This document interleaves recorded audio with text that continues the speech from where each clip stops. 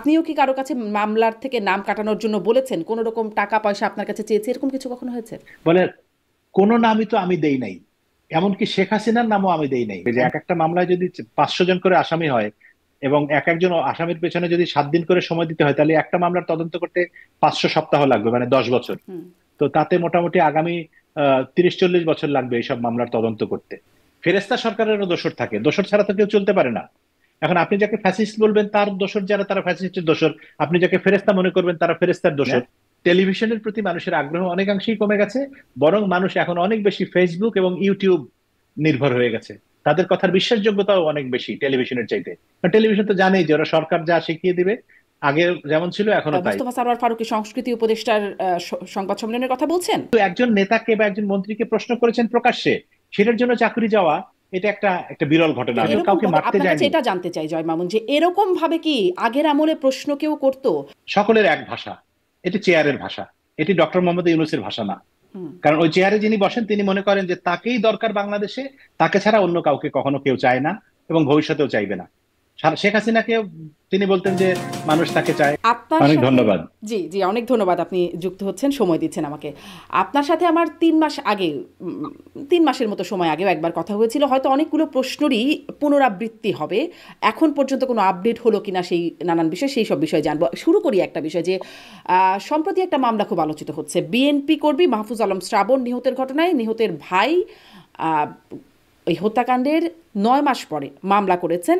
সেই মামলায় অনেক আসামির নাম, কমন আসামি আছেন যাদের নামে আগেও মামলা হয়েছে, হত্যা মামলার আসামি হয়েছেন। সেখানে অভিনেতা ইরেশ জাগরের নাম আসায় নামটি আবার বিশেষভাবে একটু আলোচিত হচ্ছে। আপনিও সেই মামলার একজন আসামি। আমি একটু প্রথমে একটু সুনির্দিষ্টভাবে জানতে চাই, বিস্তারিত জানবার আগে, আপনি কি মাহফুজ আলম শ্রাবণ, বিএনপি কর্মী, ইনাকে চিনতেন? বা বাদী যিনি, মানে নিহতের ভাই মোস্তাফিজুর রহমান বাপ্পি, কাউকে কি চেনেন? না, কাউকে চিনি না এবং কারো নামও শুনি নাই। আচ্ছা। আহ, মানে আপনার নাম সংযুক্ত করার কোনো কারণ আপনি বুঝতে পারছেন? এই হত্যাকাণ্ড সম্পর্কে আপনি কি জানেন? এই হত্যাকাণ্ড সম্পর্কে আসলে কিছুই জানি না। ব্যাপারটা হচ্ছে যে জুলাই আগস্টের যে আন্দোলন ছিল ছাত্রদের, প্রথমে বৈষম্য বিরোধী ছাত্র আন্দোলন, তারপরে তো অন্য নাম হলো, অনেক দফা, 9 দফা, 1 দফা, শেখ হাসিনার পতন, স্বৈরাচারের বিদায় ইত্যাদি। সেই সময় বাংলাদেশে আপনারা সবাই জানেন, আমরা সবাই জানি যে প্রচুর প্রাণহানির ঘটনা ঘটেছে। প্রথম দিকে আমরা দেখেছি যে পুলিশের গুলিতে অনেক মানুষ মারা গেছে, বিশেষ করে ছাত্ররা রাস্তায় মারা গেছে এবং বীভৎসভাবে ট্রাকের মধ্যে তাদেরকে লাশ পুড়িয়ে দেওয়ার ঘটনা আমরা দেখেছি, চরম বীভৎস। আবার অ্যাট দ্য সেম টাইম তখন আমরা অনেক কিছু জানতে পারিনি, পরবর্তীকালে দেখেছি যে আসলে শুধুমাত্র যে পুলিশের গুলিতেই মানুষ মারা গেছে তা না। পুলিশের পাশাপাশি, পুলিশের পাশাপাশি না, পুলিশের প্রতিপক্ষ হিসেবে আরেকটা পক্ষ ছিল, যারা এখন বা 5ই আগস্টের পরে যখন পরিবর্তন হয়েছে সরকার, তখন বলছে যে আমরাও তো যোদ্ধা ছিলাম। এই অস্ত্র নিয়েও অনেকে ফেসবুকে এসে বলেছে এই যে আমার সেই অস্ত্র, এই অস্ত্র নিয়ে আমি যুদ্ধ করেছি। আপনাদের মনে থাকার কথা, একজন ব্লগারকে ধরা হলো কিছুদিন আগে, যিনি রাস্তায় ইয়াং মেয়েদেরকে ধরে ধরে টিজ করতেন, ওড়না পড়তে বলতেন, হিন্দু হয়েছে বলে কি হয়েছে। সেই ছেলেটাকে যখন ধরা হলো, সে কিন্তু থানায় গিয়ে পুলিশের সামনে বলেছে যে আমি তো যোদ্ধা ছিলাম, অস্ত্র নিয়ে যুদ্ধ করেছি এবং অমুক ভাইয়ের কাছে আমার অস্ত্র জমা দিয়েছি। এবং তারপরে আমরা অনেক নাম সম্পর্কে শুনেছি যে তাদেরকে আসলে 7.62 রাইফেলের কথা শুনেছি, সেই গুলি দিয়ে হত্যা করা হয়েছে, যেই গুলি পুলিশের কাছে ছিল না। ফলে এক ধরনের পুলিশের কাছে ছিল জয় বিভ্রান্তি মামুন, কিন্তু জাতিসংঘের প্রতিবেদন হ্যাঁ। বলছে, এবং পুলিশের প্রতিবেদন যেটি জাতিসংঘকে দিয়েছে, সেখানে কিন্তু পুলিশ বলছে হুম। যে তাদের কাছে 7.62 রাইফেল ছিল। হ্যাঁ, যাই হোক, এটা মানে প্রথমটাতে এরকম প্রচারণা ছিল যে সেই রাইফেল ব্যবহার করা হয়নি, সেটাতে অন্য কেউ ব্যবহার করেছে এবং সেই রাইফেলের ছবি টবি ইত্যাদি প্রচারিত হয়েছে। তো মূল কথা হচ্ছে যে ওই সময় আসলে কত মানুষ মারা গেছে, কত মানুষ আহত হয়েছে, সেই সংখ্যা তো আসলে এখনো পর্যন্ত সুস্পষ্টভাবে সরকারের তরফ থেকেও প্রকাশ করা হয়নি এবং গণমাধ্যমে সেগুলি আসেনি, যদিও সেগুলোর কাজ এখনো চলছে। এবং অনেক ভুল তথ্য এর মধ্যে এসছে, অনেকে মারা গেছেন বলে আমরা জানতে হুম। পেরেছিলাম, পরবর্তীকালে তাই দেখেছি তারা ফিরে এসছে। তো এর কারণে আমার পক্ষে ঠিক বলা মুশকিল যে ওই সময় কে মারা গিয়েছিল কোন জায়গায়। এবং মিরপুরে যে ছেলের কথা বলা হচ্ছিল যে মাহফুজ আলম শ্রাবণ, সে ওখানে মারা গেছে, সেটি আমি আসলে গতকালকে যখন এই মামলার খবরটি জানতে পারলাম, তখনই শুনলাম যে ওখানে ওখানে এরকম ঘটনা হয়েছিল এবং সেখানে পুলিশের গুলিতে বা অন্যদের গুলিতে মারা গেছে। আচ্ছা, খুব ভালো কথা, মানে ভালো কথা বলতে মারা যাওয়ার ঘটনাটা ওই সময় ঘটেছে, এবং একটা না অসংখ্য ঘটনা ঘটেছে, শত শত প্রাণহানির ঘটনা ঘটেছে। কে গুলি করেছে, কার নির্দেশে, সেগুলো তো আসলে তদন্ত সাপেক্ষ, সেটা বলা কোনোভাবেই আমার পক্ষে সম্ভব না। কিন্তু আমি বিস্মিত হয়েছি, অবাক হয়েছি যে সেই মামলায় 408 জন আসামি, এবং সঙ্গত কারণেই সকল মামলাই প্রধান আসামি, 1 নম্বর আসামি সাবেক প্রধানমন্ত্রী শেখ হাসিনা, এবং তারপরে তার মন্ত্রিসভার সদস্য, স্বরাষ্ট্রমন্ত্রী ইত্যাদি আওয়ামী লীগের শীর্ষ নেতৃবৃন্দ থাকে। কিন্তু এই মামলাটার ক্ষেত্রে যেটি দেখলাম বৈশিষ্ট্য একটু ডিফারেন্ট, সেটি হচ্ছে যে রাজনীতিবিদ বা মন্ত্রী এমপির বাইরেও এর আগের মামলায় শুধুমাত্র সাংবাদিকদেরকে যুক্ত করা হয়েছে, এই মামলায় দেখলাম যে সাংবাদিকদের অনেককে যুক্ত করা হয়েছে এবং ব্যবসায়ীদের অনেককে যুক্ত করা হয়েছে। বসুন্ধরা গ্রুপের সভাপতি বা কি বলে এস আলম। চেয়ারম্যান, তার 2 ছেলে, হ্যাঁ, এস আলম, মেঘনা গ্রুপ, এরকম আরো অনেক ব্যবসা প্রতিষ্ঠানের নাম সেখানে যুক্ত করা হয়েছে। পুলিশের একটা বিরাট তালিকা আমরা দেখলাম, মানে সেটি আমার পক্ষে বলে বলে শেষ করা সম্ভব না। পুলিশ কর্মকর্তা যারা আইজি থেকে শুরু করে মাঠ পর্যায়ে থানার ওসি, সাব ইন্সপেক্টর পর্যন্ত আছে। অর্থাৎ 408 জন আসামি যখন একটা মামলার হয়, সেটা তো একটা ভয়াবহ ব্যাপার। একজন মানুষের হত্যার জন্য 408 জনকে আসামি করাটা আমার কাছে বিস্ময়কর মনে হয়েছে। তো আমি তো আসলে রক্তের মধ্যে সাংবাদিকতা থাকার কারণে, সারা জীবন সাংবাদিকতার কারণে, যখনই আমি ওই এজাহারটি পেলাম হাতে, আমার মনে হলো যে এই বাদী ভদ্রলোকের সঙ্গে আমি একবার কথা বলতে হুম। চাই, যে তিনি আসলে কেন এই এত লোককে আসামি করলেন, অথবা আমাকেই কেন আসামি করলেন। আমি তো আসলে এই হত্যাকাণ্ডের ধারে কাছেও যাইনি, বা আমি কিছু জানিও না, আমি হুম। তাকে চিনিও না, তার ভাই যিনি নিহত হয়েছেন তার নামও শুনিনি কোনোদিন। তা আমাকে কেন আসামি করলেন? আমি ওই পরশুদিন যখন খবর পেলাম, সেদিনই তার ফোন নাম্বার ওই এজাহারের ভিতরেই ছিল। আমি 2-3 বার ফোন করলাম, উনি ফোন ধরেন নাই। গতকালকে সকালে আরো 2-1 বার ফোন করলাম, ফোন ধরেননি। শেষমেশ কালকে দুপুরবেলা আহ উনি ফোনটা ধরলেন। ধরার পরে আমি আমার পরিচয় দিয়ে, নাম, পরিচয়, পেশা, সাংবাদিকতা ইত্যাদি বলে যখন বললাম যে এরকম আপনি একটা মামলা করেছেন, সেই মামলায় আমাকেও আসামি করা হয়েছে, আমি কি জানতে পারি যে আপনি কেন আমাকে আসামি করেছেন, আপনি কি আমাকে চেনেন? বলে, না ভাই, আমি তো আসলে আপনাকে চিনি না, তবে আপনার নাম আমি শুনেছি, টেলিভিশনে আপনি সাংবাদিক ছিলেন বা সাংবাদিক আছেন, আপনাকে 2-1 বার হয়তো টিভিতে দেখেছিও, কিন্তু আপনাকে আমি ওইভাবে চিনি না। তাহলে যে তাহলে আমার নামটা কিভাবে এই মামলায় আসলো? বলে, কোনো নামই তো আমি দেই নাই, এমনকি শেখ হাসিনার নামও আমি দেই নাই। একদম ওই ভদ্রলোক আমাকে নিজে বলেছেন, বাদী, শেখ হাসিনার নামও আমি দেই নাই। তো নাম কে দিয়েছে? নাম দিয়েছে উকিল এবং পুলিশ। তো আমি বললাম যে পুলিশের ঊর্ধ্বতন কর্মকর্তার সঙ্গে আমার একাধিকবার কথা হয়েছে, মানে একদম ঢাকায় সর্বোচ্চ মহলে, তারা তো এরকম কোনো নাম দেওয়ার কথা না। বলে, না ওই পুলিশটা তো স্থানীয় পুলিশ, অনেক সময় এই আমাকে বলেছে যে এটা এটা। আমি বললাম, তারা কোথায় নাম পেয়েছে? উকিল কোথায় নাম পেয়েছে? বললো যে তারা পত্র পত্রিকায় দেখেছে, অন্যান্য মামলায় যাদেরকে আসামি করা হয়েছে তাদেরকেই বেশিরভাগ ক্ষেত্রে আসামি করা হয়েছে, আর কিছু কিছু ক্ষেত্রে হচ্ছে যে আমাকে জিজ্ঞেস করেছে অমুককে চিনেন কিনা, অমুক আছে কিনা, এরকম আমার এলাকার লোক। ওই ভদ্রলোকের বাড়ি নওগাঁ, তিনি নওগাঁতেই থাকেন, কিন্তু ঘটনা ঘটেছে মিরপুরে, এবং সেই মিরপুর এলাকার থেকে শুরু করে নওগাঁর অনেক হুম। মানুষের নাম সেখানে আছে, ফরিদপুরের অনেকের নাম আছে, বা বাংলাদেশের অন্যান্য অনেক জেলার মানুষের নাম আছে এই মামলার আসামি হিসেবে। তো আমি তাকে বললাম যে আমি সাধারণ একটা মানে কি বলে, তাকে বোঝার জন্য যে তিনি আসলে মামলা মোকদ্দমা সম্পর্কে তার কোনো ধারণা আছে কিনা, আমি বললাম যে ভাই, আপনি 408 জনের নাম দিলেন আসামি হিসেবে, তো এদের প্রত্যেকের সম্পর্কে পুলিশের খোঁজ খবর নিতে যদি 1 সপ্তাহ করে সময় লাগে, তাহলে তো তদন্ত কাজে 408 সপ্তাহ লাগবে। মানে কত বছর আপনি হিসাব করেন, 52 সপ্তাহে 1 বছর, মানে তো এখানে 4-5 বছর, 8 বছর, 10 বছর লেগে যাবে তদন্ত করতে। তাহলে এই বিচার কবে হবে? আপনি কি আপনার ভাইয়ের হত্যার বিচার চান না? বলে, তো আমি তো নিশ্চয়ই চাই, কিন্তু কেন যে এত নাম দিয়েছে সেটা তো আমার পক্ষে বলা সম্ভব না, আমি আসলে এ ব্যাপারে কিছু বলতে পারবো না। তবে আপনি যদি নির্দোষ হন, আপনার কিছু হবে না, এবং আমি খুবই দুঃখিত। উনি আমার কাছে দুঃখ প্রকাশ করলেন যে আপনার নাম দেওয়া হয়েছে, এটা আমার, আমি খুবই দুঃখিত এই জন্য। আপনার কিছু হবে না, আমি আমি ইনশাল্লাহ আপনার কিছু হবে না, আমি আপনার জন্য দোয়া করি। আচ্ছা, গেল। তারপরে আমি তাকে প্রশ্ন করলাম যে আচ্ছা, আপনি 8 মাস, 9 মাস, প্রায় 9 মাস আগের ঘটনা, 5ই আগস্টের ঘটনা, এবং 5ই আগস্টের পরের থেকে এখন তো দেশে এমন কোন সরকার না যে সরকার আপনাকে মামলা করতে দিবে না বা হুম। লুকিয়ে থাকতে হবে। অনেক সময় হয় না যে পুলিশের ভয়ে মানুষ মামলা করতে যেতে সাহস পায় না। এখন তো সরকার আপনাদের অনুকূল সরকার, আপনার ভাই মারা গেছে, এটা তো 5 তারিখের ঘটনা, আপনি 5 তারিখ, 6 তারিখ, 7 তারিখ, 8 তারিখ, 10 তারিখ, বা বড়জোর 7 দিন, 15 দিনের মধ্যেই তো আপনার মামলা করে ফেলার কথা। এই 8 মাস, 9 মাস, 8.5 মাস পরে আপনি কেন মামলা করতে গেলেন? উনি বললেন, দেখেন, আমি থাকি নওগাঁয়, আমার পরিবারে ওইরকম দায়িত্বশীল কেউ নাই, এবং আমার এই মামলা থানায় প্রথমে গিয়েছিলাম মামলা করতে, থানা বলেছে যে সরকারের নির্দেশ এই ধরনের মামলা জুলাই আগস্ট অভ্যুত্থানের বিষয়ে যত মামলা সব মামলা কোর্টে করতে হবে। এবং কোর্ট হচ্ছে আবার আমার এখানে নওগাঁর কোর্টে করা যাবে না, যেইখানে ঘটনা ঘটেছে সেইখানকার কোর্টে করতে হবে। তারপর টাকা পয়সা জোগাড় করা নিয়ে সমস্যা ছিল, কেউ কোনো সাহায্যের জন্য যায় নাই। আমার যে ভাই মারা গেল তাকে আমি আহ, মানে যে তার সাহায্য করার জন্য যে থাকে না একটা ক্ষতিগ্রস্ত পরিবার, সেরকমও কেউ আসে না। আমি আমার নিজের তরফ থেকে, আত্মীয় স্বজনের তরফ থেকে, উনি ছোট ব্যবসা করেন বললেন, সেইভাবে টাকা পয়সা জোগাড় করে ঢাকায় এসে ঢাকার সিএমএম কোর্টে মামলা করেছি, এবং তারপরে সিএমএম কোর্ট থেকে মিরপুর থানার পুলিশকে সেই মামলার তদন্তের দায়িত্ব দেওয়া হয়েছে। এই এটা কোন হলো একটা পুলিশ আর পার্ট। কোন উকিল মানে তাকে এই নামগুলো দিলেন, তাদের নাম কি বলেছেন? না, নাম বলে নাই আপনি যে কোন জিজ্ঞাসা পুলিশ এবং করেছিলেন? কোন উকিল। তার উকিল, হ্যাঁ আমি জিজ্ঞাসা করেছিলাম, সে বলেছে পুলিশের নাম তো আমি বলতে পারবো না, আর আমার উকিলের নাম আমি এখন না বলি স্যার, আমাকে ওইভাবে বললো।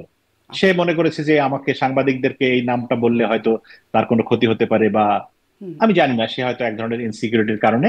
আমি আর এই জন্য জোর করিনি, আমি জিজ্ঞেস করেছিলাম যে কোন উকিল হুম। এই নাম দিয়েছে, কিন্তু সে বলে নাই। আপনার আচ্ছা, এখন মোস্তাফিজুর রহমান দ্বিতীয় কথা বাপ্পি হচ্ছে, তার সাথেই কথা হয়েছে? জি জি, মামলার বাদী, আচ্ছা। তার আচ্ছা, সঙ্গে কথা তারপরে হয়েছে। এবং তারপরে যেই ফোন মানে এই নাম্বার, আমরা, যে হ্যাঁ বলেন, শেষ করি শুনি। না, বললাম যে যেই ফোন নাম্বার মামলার এজাহারের মধ্যে লিখিত আছে, লিপিবদ্ধ আছে, সেই নাম্বারে ফোন করেই আমি তাকে পেয়েছি। আচ্ছা, মামলা বাণিজ্যের কথা অনেক শুনতে পাই আমরা। আপনি কি আচ্ছা আগে একটু শুনে নিই, আপনার নামে এখন পর্যন্ত তাহলে কয়টা মামলা হলো? না, খুব বেশি না, মানে উল্লেখ করার মতো না, তিনটা মাত্র। তিনটা মাত্র তিনটাই মামলা হত্যা হয়েছে? মামলা। কি কি মামলা হলো? হ্যাঁ, তিনটাই হত্যা মামলা। সবশেষ আজকে যেটি জানতে পারলাম সেটি হচ্ছে সেটিও আরেকটি হত্যা মামলা, যেটি আন্তর্জাতিক অপরাধ ট্রাইব্যুনালে সেই অভিযোগ দায়ের করা হয়েছে, এবং সেখানে 400 কতজন, মানে ওই আগেরটাতে তো 480 জন ছিল, 408 জন ছিল, এটাতে বোধহয় 478 বা এরকম। এবং এই মামলাটার আবার অদ্ভুত কাহিনী, আমি আপনাকে যদি একটু আমার ফোনের মধ্যে আছে, সেখানে দেখলাম যে একই নাম সাংবাদিকদের, সাংবাদিকদের অনেককে আসামি করা হয়েছে, প্রায় 80-90 জন সাংবাদিক, হুম। কিন্তু তার মধ্যে একই নাম ঘুরে ফিরে দুইবার তিনবার এসছে। যেমন আহ, আমার নাম যদি আমি বলি, আমার নাম ওই এজাহারের দুই জায়গায় আছে। হুম। একটা হচ্ছে সিরিয়াল নাম্বার, ওই গেল আমি লিখে রাখলাম। এটা কি আন্তর্জাতিক অপরাধ ট্রাইব্যুনালের মামলা? হ্যাঁ, হ্যাঁ, হুম। আন্তর্জাতিক অপরাধ ট্রাইব্যুনালের মামলায় সেখানে মানে একই কাকে হত্যা একই কার? মামলার আসামি। হ্যাঁ। এটা তো আসলে পুরো, আচ্ছা, এই যে ওই যেটি বলছিলাম যে আমার নাম আছে 372 নম্বরে, আবার 411 নম্বরে। মোজাম্মেল বাবুর নাম 358 নম্বর এবং 400 নম্বর। ফারজানা রূপা 350, 361। মিথিলা ফারজানা 352, 394। সন্তোষ শর্মা 354, 401। মানে আপনারা এজাহারের মানে মধ্যে একটু বেশি সিরিয়াল করে থাকে না। হত্যা করেছেন। জায়েদুল হাসান পিন্টু 407, 417। মঞ্জুরুল হাসান বুলবুল 349, হুম। 414। শ্যামল মানে দত্ত একজনের নাম 357, দুই বা ততোধিক, 399। দুই বা ততোধিকবার আছে। জয় হ্যাঁ, মামুন, এটা আসলে হ্যাঁ, কার হ্যাঁ। কি হত্যা মামলা? এটা কোন হত্যা মামলা? আচ্ছা, এইটা হত্যা মামলাটা হচ্ছে, আমাকে একটু দেখে বলতে হবে, আমাকে একটা মিনিট সময় দিলে আমি দেখে বলছি। আহ, এই হত্যা মামলাটা হচ্ছে আহ, আচ্ছা, দেখতে দেখতে এটা বলেন যে আপনারা এই যে মামলাগুলো আপনাদের হ্যাঁ, বিরুদ্ধে হচ্ছে কি করে খোঁজ পাচ্ছেন? আচ্ছা, এইটা হচ্ছে আমাদের সাংবাদিক বন্ধুরা যারা বিভিন্ন রিপোর্টিং, আমাদের সাংবাদিক বন্ধুরাই তো এখনো সারা বাংলাদেশে কাজ করে, হুম। বন্ধুরা, ছোট ভাইয়েরা বা আমাদের ছাত্ররা কোনো কোনো ক্ষেত্রে, তারা আমাদেরকে খবর দেয় যে এই এই এই এই মামলা হয়েছে, এবং তারা আমাদেরকে মামলার নাম্বার দেয় ইত্যাদি। এটা, আচ্ছা, এটা হচ্ছে, এটা এই মামলাটা আজকে যেটার কথা বলছি সবশেষ, এটা কিন্তু বেশ কয়েকদিন আগে হয়েছে। হুম। তারিখ হচ্ছে 23-3-2025। এই তারিখে আন্তর্জাতিক অপরাধ ট্রাইব্যুনালে অভিযোগটি দায়ের করা হয়েছে। অপরাধের ধরন পারস্পরিক যোগসাজশে মানবতা বিরোধী অপরাধ।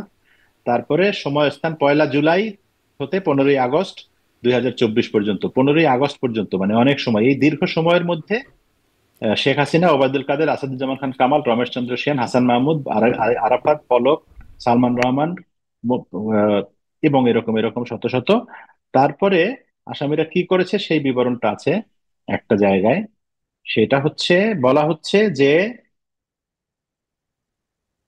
এই মর্মে অভিযোগ দায়ের করতেছে যে ছাত্র আন্দোলনের সময় 1400 লাশের বিনিময়ে শত শত নির্যাতন ও মানে এটা খুব জেনারেলাইজ একটা এজাহার, মানে খুব স্পেসিফিক আচ্ছা, বুঝতে পারছি করে যে পাওয়া যাচ্ছে না যে আন্তর্জাতিক অপরাধ কাকে ট্রাইব্যুনালের হত্যা করা হয়েছে। মামলা হ্যাঁ, হয়েছে, হ্যাঁ, সেখানেও আপনি আসামি হ্যাঁ। হয়েছেন এবং একাধিকবার আপনাদের সাংবাদিকদের নাম উল্লেখ করা হ্যাঁ, হয়েছে। হুম। আহ, এখানে কি বাদীর সাথে কথা বলার কোনো সুযোগ হয়েছিল? না, এখানে বাদীর সাথে, এখানে তো বাদীর ওই বাদীর সাথে কথা বলার সুযোগ হয় নাই। আচ্ছা, বাদীর নাম জয় মামুন, হচ্ছে একটু এটা মোহাম্মদ শুনি যে সাইফুল যে ইসলাম। মামলা বাণিজ্যের কথা যে আমরা শুনি, আপনার কাছে কি কোনো রকম মানে, বা আপনিও কি কারো কাছে মামলার থেকে নাম কাটানোর জন্য বলেছেন, কোনো রকম টাকা পয়সা আপনার কাছে চেয়েছে, এরকম কিছু কখনো হয়েছে? না না, আমার কাছে বা আমার পরিচিত, মানে মূলত সাংবাদিকরাই তো আমার পরিচিত, এই মামলার আসামি সাংবাদিকরা আমার পরিচিত বন্ধু, এবং সবাই কম বেশি সহকর্মী কোনো না কোনো সময়, গত 20-30 বছর যাদের সঙ্গে কাজ করেছি তারাই তো আসামি। তাদের কারো কাছেই কেউ টাকা চায়নি। এবং এতে আমার ধারণা হয় যে, ধারণা করি যে সাধারণ কিছু লোক থাকে স্থানীয় পর্যায়ের, যারা একটু ছোটখাটো, তারা বড় হয়তো আওয়ামী লীগের বা ছাত্রলীগ যুবলীগের রাজনীতির সঙ্গে জড়িত, বা ব্যক্তিগত কোনো একটা সম্পর্ক শত্রুতা আছে ইত্যাদি, সেই সব কারণে তাদেরকে আসামি ঢুকানো হয়। এবং তখন যেটা অভিযোগ যে হয়তো একজনের সঙ্গে চুক্তি হয় যে তুমি 2 লাখ টাকা দিবা, তোমাকে মামলা থেকে নাম কাটাই দিবে। তখন মানুষ কি করে, সঙ্গত কারণে এরকম একটা খুনের মামলা থেকে বাঁচার জন্য সে সঙ্গে সঙ্গে যেভাবে হোক টাকা পয়সা জোগাড় করে, জমি বিক্রি করে হলেও। এবং তার মধ্যে টাকাটা ভাগ হয় পুলিশ এবং উকিল এদের মধ্যে। পুলিশ কিছু নাই, উকিল কিছু নাই, এবং কোনো কোনো ক্ষেত্রে আবার কোনো কোনো রাজনৈতিক সংগঠনের নামও শোনা যায় যে এইসব রাজনৈতিক সংগঠন এই এই মামলার পিছনে থাকে। যেমন এর আগে আমাদের প্রথম যে মামলাটি হয়েছিল, সেই মামলার সেটি হচ্ছে ঢাকার মোহাম্মদপুর বা কোনো একটা জায়গায়, সেখানে আমি শুনেছি যে একটি রাজনৈতিক দলের কর্মীরা সেই থানায় গিয়ে বলেছে যে এদের এদের নামে মামলার মামলার এজাহারে এদের এদের নাম ঢোকাতে হবে। এবং আহ সেইটা পত্রপত্রিকায় আসছে যে জামাতের একজন আইনজীবী সেখানে উপস্থিত ছিলেন, এবং তিনি উৎসাহিত হয়ে এই নাম দিতে হবে বলে এরকম আহ, বলেছেন। আচ্ছা, এখানে একটা প্রসঙ্গ আমি একটু আনতে চাই, উল্লেখ করতে চাই, সেটি হচ্ছে যে সরকারের উচ্চতর পর্যায়ে পেশাগত কারণে তো আমার কম বেশি যোগাযোগ বিভিন্ন সময় ছিল, এখনো আছে। তো আমাদের এই মামলাগুলো নিয়ে আমি গত দুদিনে, গতকাল আজকে, বেশ কয়েকজন দায়িত্বশীল সরকারি কর্মকর্তা যারা বেশ আমি কারো নাম বলছি না, বেশ উচ্চতর পদে আছেন, তাদের একাধিক ব্যক্তির সঙ্গে আমি কথা বলেছি। এবং তারা প্রত্যেকেই দুটো শব্দ ব্যবহার করেছেন যে আমরা খুবই বিরক্ত এবং বিব্রত। বিরক্ত এবং বিব্রত কেন? কারণ তারা বলছে যে এই মামলাগুলো তো একটাও সরকার দিচ্ছে না। এখন যে কেউ মামলা করতে পারে বাংলাদেশের। আমরা বলে দিয়েছি থানায় গিয়ে হরে ধরে যাতে মামলা করতে না পারে, সেজন্য আদালতের মাধ্যমে মামলা হচ্ছে। কারণ আদালতে গিয়ে যদি কেউ অভিযোগ দায়ের করে, আমরা তো বলতে পারি না, বা সেখানে তো সরকারের অ্যাটর্নি জেনারেল বা কেউ একজন গিয়ে বলতে পারবে না যে তুমি অমুককে আসামি করতে পারবা না। কিন্তু তাহলে এই একই আমরা ব্যাখ্যা দেখতে আমরা পাচ্ছি যে আইন একজন, উপদেষ্টার কাছেও শুনেছি, আইন উপদেষ্টাও এই কথাটা বলেছেন যে যে কেউ মামলা করতে পারে, মামলা করতে বাধা দেওয়ার কিছু নাই।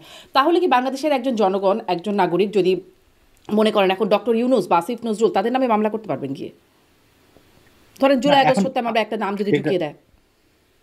না এখন সমস্যা হচ্ছে যে সরকারের পদে থাকলে তো আবার কিছু নিয়ম কানুন থাকে। সরকারের পদে নাই এরকম যে কোনো গুরুত্বপূর্ণ মানুষের নামে হয়তো মামলা করা সম্ভব। এখন যে বাস্তবতা দাঁড়িয়েছে তাতে ডক্টর মোহাম্মদ ইউনূসের নামে হয়তো মামলা কেউ করার সাহস পাবে না, কিন্তু ওনার আত্মীয় স্বজন, ওনার ভাই ব্রাদারের নামে কেউ একটা শত্রুতামূলক মামলা করে দিতে পারে। মানে এইরকম একটা বাস্তবতা বাংলাদেশে। এবং বাণিজ্য সেখানে উনি উপদেষ্টা শেখ ঘটনার সঙ্গে বশির, জড়িত তার কিনা। নামেও একটা হত্যা মামলা ছিল বলে আমরা জেনেছি যখন তার নিয়োগটি হয়। হ্যাঁ, ওই মামলার কি কোনো হ্যাঁ। আপডেট জানেন যে তারপর আসলে কি হলো? উপদেষ্টাও কি এখনো হত্যা মামলার আসামি হয়ে আছেন কিনা জানেন কি?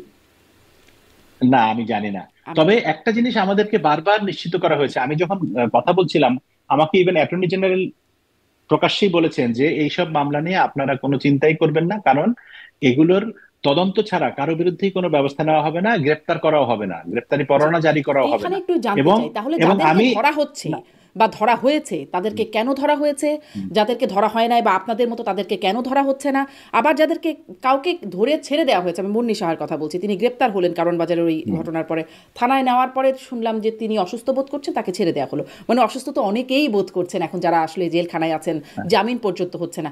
এর পেছনে কি কোনো কারণ জানতে পারছেন, যেহেতু আপনি সবার সাথে কথা বলেন?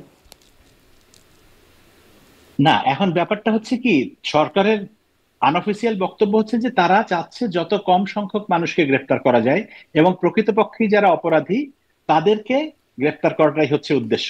এখন সঙ্গত কারণে আপনি প্রশ্ন করতে পারেন যে সাংবাদিকদেরকে তাহলে গ্রেপ্তার করা হলো কেন। তো তারা বলছে যে আমরা তো একজন সাংবাদিককেও তাদের অফিসে গিয়ে ধরে নিয়ে আসিনি, বা তাদের বাসায় পুলিশ পাঠিয়ে হামলা করে ধরে নিয়ে আসা হয়নি।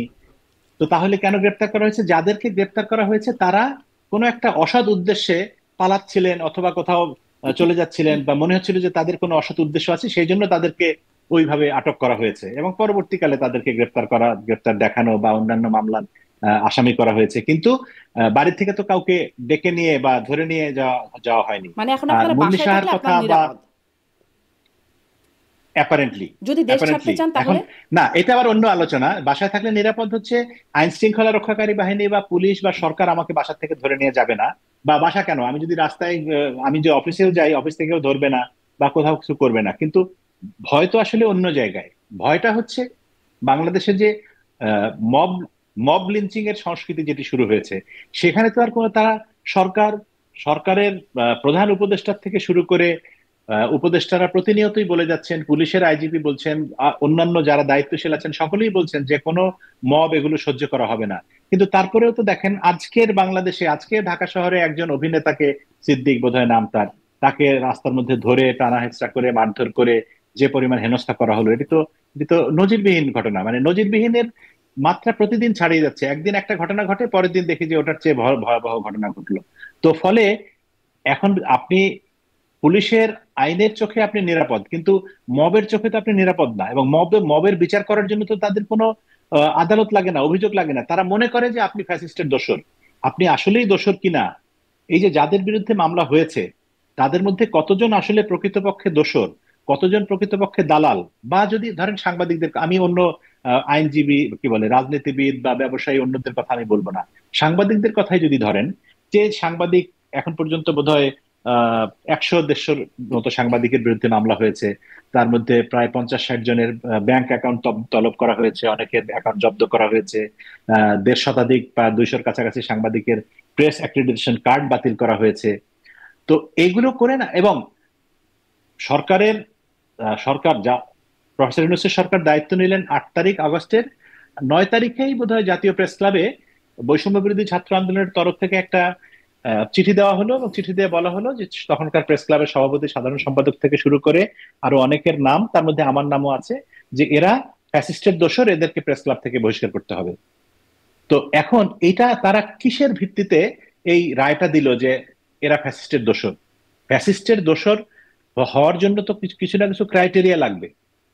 হ্যাঁ, ফ্যাসিস্টের দোসর কেউ ছিল না সেটা আমি বলছি না, নিশ্চয়ই সকল ফ্যাসিস্টের, সকল স্বৈরাচারের অথবা সকল সরকারের, ফেরেস্তা সরকারেরও দোসর থাকে। দোসর ছাড়া তো কেউ চলতে পারে না। এখন আপনি যাকে ফ্যাসিস্ট বলবেন তার দোসর যারা, তারা ফ্যাসিস্টের দোসর। আপনি যাকে ফেরেস্তা মনে করবেন তারা ফেরেস্তার দোসর। সো দোসর হওয়ার জন্য যদি কোনো শাস্তি হয়, সেটা তো একটা প্রক্রিয়ার ভিতর দিয়ে যেতে হবে। যেমন ধরেন এই সরকার, বর্তমান প্রফেসর ইউনূসের নেতৃত্বাধীন অন্তর্বর্তী সরকার, এই সরকার ক্ষমতায় এসে কিন্তু প্রায় 30 জনেরও বেশি সাংবাদিককে অত্যন্ত গুরুত্বপূর্ণ বিভিন্ন পদে বসিয়েছেন। তারা সাংবাদিকই ছিলেন, কিন্তু এখন তারা কেউ ওয়াশিংটনে প্রেস মিনিস্টার, কেউ লন্ডনে প্রেস মিনিস্টার, কেউ দিল্লিতে প্রেস মিনিস্টার, কেউ কলকাতায় উপ প্রেস মিনিস্টার, কেউ পিআইবির ডিজি, কেউ অমুক জায়গার এটা, কেউ অমুক কমিশনের সদস্য। তো এগুলো কি তারা দোষর না সরকারের? এখন পরবর্তীকালে যদি কোনোদিন সরকার পরিবর্তন হয়, তখন কি এদেরকে ধরে ধরে জেলে ভরা হবে এবং মামলা দেওয়া হবে যে তোমরা অমুক সরকারের দোষর ছিলা বলে? আমি তো মনে করি যে এটা একটা দায়িত্ব, এবং তারা সেই দায়িত্ব পালন করেছেন। দায়িত্ব পালনে যদি তাদের অক্ষমতা থাকে, ব্যর্থতা থাকে, অথবা অযোগ্যতা থাকে, মানে অযোগ্যতা থাকে বলতে আমি বোঝাচ্ছি যে লোকটা অযোগ্য, তারপরেও তাকে সেরকম একটা দায়িত্ব দেওয়া হয়েছে শুধুমাত্র তার দলীয় আনুগত্যের কারণে, সেক্ষেত্রে তাকে আপনি শাস্তি দিতে পারেন, মামলা দিতে পারেন। কিন্তু মানে দোষর একটা হবার কারণে লোক শাস্তি দেবার কিছু নাই, এটা তো স্পষ্ট। আমি একটু আপনার এরকম কোনো আইন তো নাই। নিশ্চয়ই নিশ্চয়ই, হ্যাঁ, ফ্যাসিস্টের দোষর বলতে কোনো অপরাধ আসলে পেনাল করে সংজ্ঞায়িত নাই। আমি একটু আপনার কাছে এটা শুনি যে আপনার কাছে গত মানে অনুষ্ঠানে যখন আপনার সাথেই কথা হচ্ছিল, তখন আমি এই প্রশ্নটা জিজ্ঞাসা করেছিলাম যে তথ্য মন্ত্রণালয় থেকে বলেছিলেন তৎকালীন তথ্য উপদেষ্টা নাহিদ ইসলাম যে যারা হয়রানির শিকার হচ্ছে সাংবাদিকরা, তাদের তথ্য মন্ত্রণালয়কে অবগত করতে এবং তারা ব্যবস্থা নেবেন। আপনি বলেছিলেন আপনি একটা ইমেইলও করেছেন, আপনার ডিটেলস জানিয়ে করেছেন। তখন পর্যন্ত কোনো সেটার কোনো আপডেট ছিল না। এরপরে কি কিছু হয়েছে? এরপরে প্রায় 2-3 মাস পরে আমি একবার যোগাযোগ করেছিলাম, কিন্তু দেখা গেল যে ইন্টারেস্টিং বিষয় হচ্ছে তখন যিনি পিআইও ছিলেন তিনি নাই, পরবর্তীকালে যিনি উপদেষ্টা ছিলেন নাহিদ ইসলাম তিনিও নাই, ওইটার দায়িত্বে যিনি ছিলেন তিনি নাই। মানে সব বদল হয়ে গেছে। এবং সরকারি ক্ষেত্রে যেটা হয় যে ও আচ্ছা তাই নাকি, একটু দেখতে হবে খুঁজে, এরকম। এবং আমি ওইটার ব্যাপারে যে খুব আশাবাদী তা না, ওইটা দিয়ে আসলে কিছু হবে না। কারণ হচ্ছে কারো যে কি কিছু ওইটা একটা হয়েছে সরকারি আপনার সাংবাদিক প্রসিডিওর। বন্ধুরা যারা আসলে এরকম মামলার আছেন, না, আসামি না, হয়েছেন? কারো কাছেই কোনো মেইলের জবাব আসেনি, কাউকেই বলা হয়নি যে আপনি, আপনাকে মামলার আসামি করা হয়েছে, এটা ভুল হয়েছে এবং আপনার নাম বাদ দেওয়া হবে, এটা না। এটা শুধু পুলিশের তরফ থেকে বা আইন উপদেষ্টা স্বরাষ্ট্র উপদেষ্টার তরফ থেকে বারবার বলা হয়েছে যে যারা নিরপরাধ, যাদের হত্যাকাণ্ডের সঙ্গে বা কোনো অপরাধের সঙ্গে সংশ্লিষ্টতা নেই, তারা তাদেরকে আসামি করা হবে না বা তাদের বিরুদ্ধে গ্রেপ্তারি পরোয়ানা জারি করা হবে না। এটা সরকারের তরফ থেকে বলছে এবং আমরা সেই কথাটা বিশ্বাস করার চেষ্টা করি। জি। আমি একটু এবারে আসলে সাংবাদিকতার বর্তমান অবস্থা কি আপনারা বলছিলেন, আপনি বলছিলেন যে আপনার ভাই বন্ধু বা ছাত্ররা এখন সাংবাদিকতায় অ্যাক্টিভ আছেন। এখন কি অবস্থা সেটা আমি একটু জানতে চাই। একটা ফেসবুক স্ট্যাটাস বেশ সাংবাদিক মহলে আলোচিত হয়েছে। আপনার ফেসবুকেও দেখছিলাম যে আপনিও সেই পোস্টটা দিয়েছেন। সাব্বির খান, তার একটি পর্যবেক্ষণ, তিনি লিখছেন বাংলাদেশে এখন সাংবাদিকতা করে কারা। দর্শকদের জন্য একটু প্রথম অংশটুকু শুধু পড়তে চাই।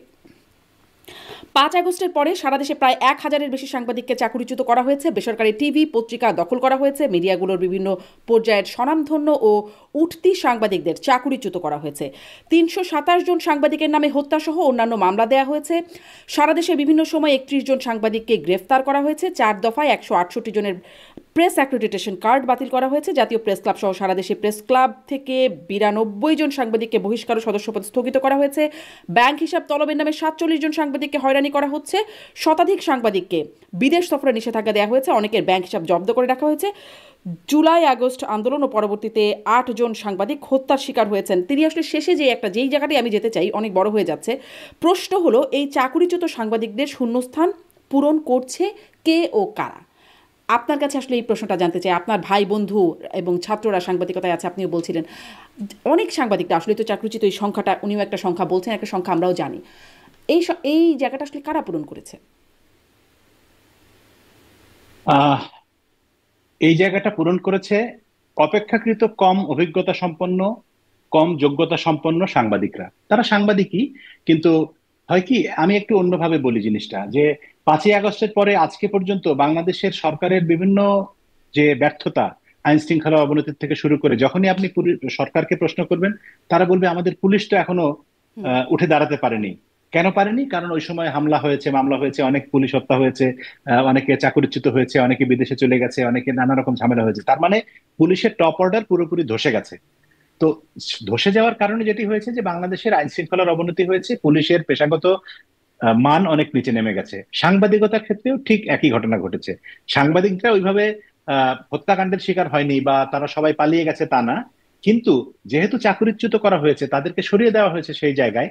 ফলে এক একজনের 20 বছর, 30 বছর, 25 বছরের অভিজ্ঞতা এবং সবকিছু ডিল করার যে সক্ষমতা, সেই জায়গায় যদি আপনি হঠাৎ করে এমন একজন লোককে দেন, যিনি ধরেন একটা টিভিতে, আমি জানি যে একজন টিভির সিইওর দায়িত্ব দেওয়া হয়েছে একজন রিপোর্টারকে।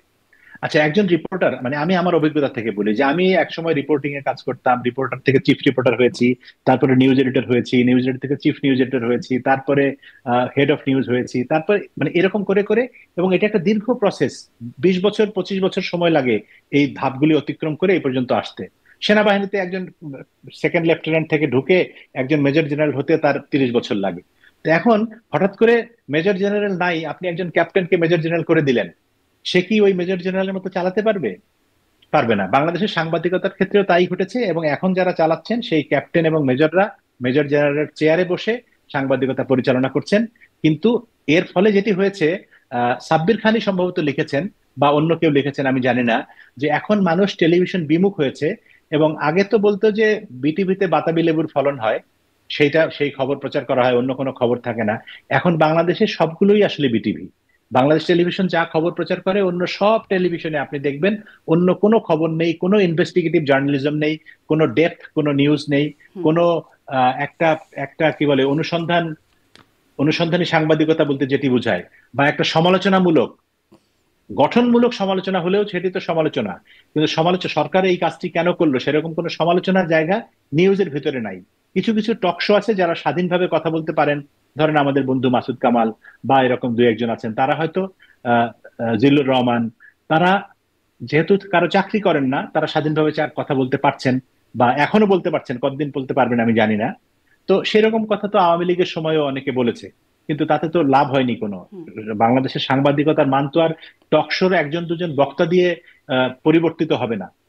একটা সাংবাদিকতার পুরো প্রফেশনটাকে পরিবর্তন করতে হলে যে পেশাদারিত্বের জায়গাটা নিতে হবে, সেই জায়গায় আমরা যতটুকু 3 পা আগালে চার পা পিছাই এরকম জায়গার ভিতরে আছি। ফলে 5ই আগস্টের পরে, এই বিপ্লবের পরে সাংবাদিকতাও এরকম একটা জায়গায় গিয়ে পড়েছে। এবং এখন বেশিরভাগ ক্ষেত্রে, আমি একটু ভদ্র ভাষায় বললাম, যে কম আহ, দক্ষ বা কম যোগ্যতা সম্পন্ন, অনেক ক্ষেত্রে অনেক অযোগ্য দুর্নীতিবাজ, যাদের যাদের সাংবাদিকতার ন্যূনতম কোনো অভিজ্ঞতা নেই, শুধুমাত্র দলীয় কর্মী পরিচয়, একটা বিশেষ দলের কর্মী ছিল বা সমর্থক ছিল বা মিডিয়ার ইয়ার সাথে ভালো সম্পর্ক, ফোন করে বলে দিল এই তোমাকে, ওকে তোমার এখানে অমুক চেয়ারে বসিয়ে দাও, এমনি হয়ে গেল।